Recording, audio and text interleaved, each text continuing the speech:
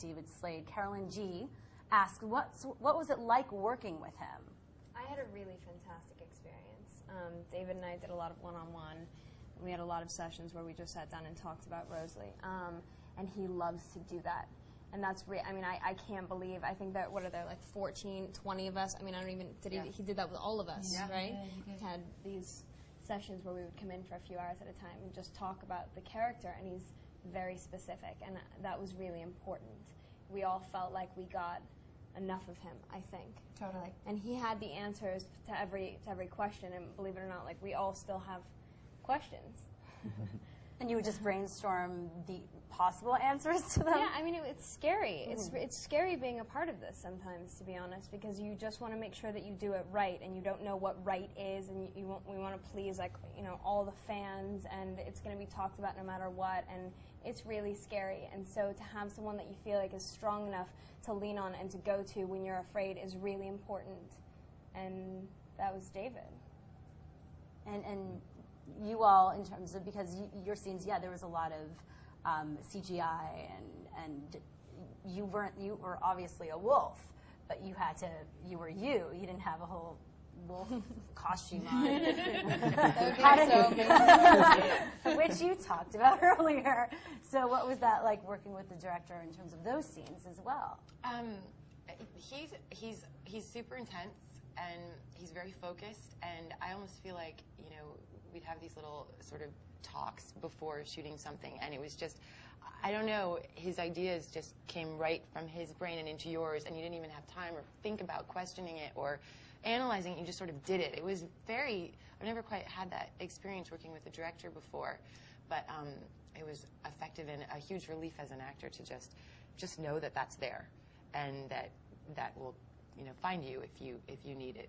And also the thing about David is he's hilarious. Yeah. He is so funny. And I think, you know, there is so much intensity in Eclipse, and he obviously is very good at dealing with that element, but, you know, at the same time, he's goofy, and you know, sometimes you're like, what is he doing over there? Like, you're right. What is going on? What do you mean he was just like on the side? David likes to step into these characters himself. Totally. He's like incredible with accents and with I don't know what I'm saying now. It's very hard to explain. He would invent like these like hypothetical situations where he would become a character, and we would all like play along. It depends on what kind of person you are. If you're silly and goofy, you play along. But he's a lot of fun. It's really weird scenarios that didn't exist. Well, that's fun. That makes it easy to work together. Yeah, it keeps the mood light on set. Oh, yeah. That's really important. Yeah. Yes. When you have 5 pounds of white makeup on, it's really important to keep a light, happy atmosphere. Let me tell you. And a wig. High five, Bryce, for the wigs. What if you're half naked in the pouring rain? Oh, that opens up a whole other world. What scene was that? What scene was that? Well, I mean, pretty much throughout. Yeah. The wolves are shirtless, just in shorts, and I fortunately have a shirt. But I mean, you know, bare feet and in the woods in Vancouver and in the fall. It's pretty cool sometimes. You saying that just got 5 million more male viewers. Coming to this movie. A lot of reactions from the bloggers here. All right, let's move on. Speaking of, you know, we were talking about those big scenes and coordinating everything with the director. So from Alexander J, they asked, how did you train for the big fight scenes in Eclipse? And you kind of touched on that in terms of putting on the harnesses and obviously fight training too. Let's talk about that, Bryce. Okay, Let's I do the never swings. I never I partnered with swing Nikki again. because she was terrifying in fight training. I'm really intense. Terrifying. I get very violent. So we would. How many hours were those fight training things? I don't even. I They can't were even. several hours. Yeah, hours, 6 days a week, and then we had personal training because we had to make sure that we were like in the right shape to be doing the fight training. Okay. And so we would like get picked up and go to personal training for an hour and a half, then maybe have a snack and go to fight training where we would have to do these swing.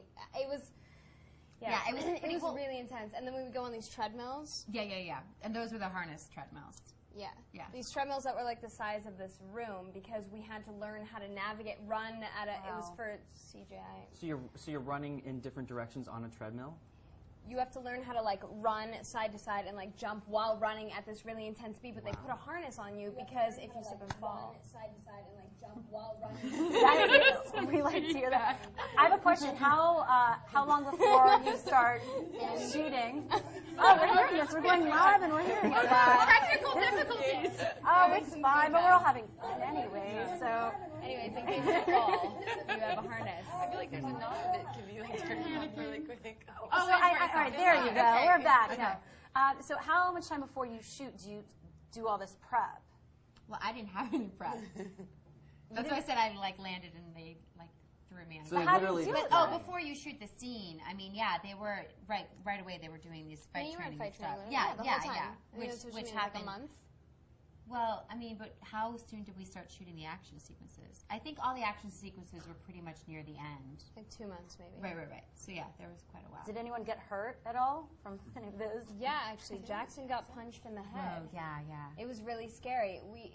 I guess accidents happen, but he got punched in the head by Kellen, of all people. Oh my god. They were doing like this, fight thing, and it just was one of those things where Kellen took a swing accidentally, and I think Jackson, the timing was off with the ducking, and anyways, Jackson had a huge, he went to the hospital. Wow. A huge egg on his head. I would not want to get punched by Kellen. Yeah. I would prefer to get punched by Kellen than Wow, that says a lot. I'm getting it offered like a crazy boxing movie now because of me. As you should. No, it's amazing. No, but seriously, like the fight training was really. I think they wanted us to do as much as we could on our own because the more that we can do, the closer the camera can come. And I think that David really wanted that intensity in this film and to really kind of feel what this fight felt like emotionally for the characters. And so that's why they wanted us to be that prepared. So we were really like those fight sequences are really, the majority of it are us. Yeah, we did have an amazing stunt team that was really great. That was shooting on B Unit all the time because they had to pick up pieces that we just went there for, and there were like many Victorias running around and Rosalies all the time. You talk about the mask. The mat. No, you do it. There were masks. They made masks of our molds of our faces. Yeah. And then the stunt actors would wear these masks so that you could try to get in closer, Yeah, from 10 feet away, if the character turned, you couldn't necessarily see that it wasn't Bryce. It wasn't like up here. All these shots are all. Yeah. It's all Bryce. Yeah. But it was incredible. There were times where I was on B Unit or something, and I would walk by and I would see red hair, and I would go like, "Hey, Bryce," and I would walk up and I would go, "Oh my God," because only the eyes move inside this mask, and that's when you realize that it wasn't the actor, your friend actor. It was another stunt actor. And they were quite good. It was incredible. We made jokes about them and stuff, but they were pretty brilliant. Did you get to keep them? No. Sell them on eBay, he'll take them. Yeah. So I'm going to have to get to the final question because this is coming to an end soon. From Holly P. What was your favorite memory from the set of Eclipse? All of you.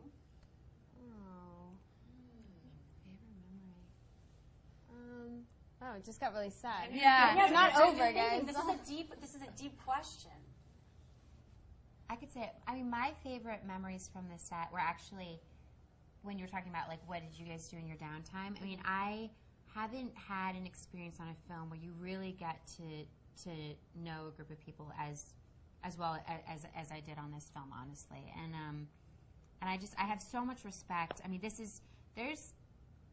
There's a lot going around these films, and I just have so much respect for everyone who's involved with them because they've stayed really grounded and their friendships have stayed really true. And I'm sorry, I'm talking about you kind of objectively here, but I really admire everyone, and I felt really, really lucky to get to know everybody and to get to work with them because it's a group of artists that are very serious about this amazing thing that's being created. So, anyway, those are truly my favorite memories, or just the people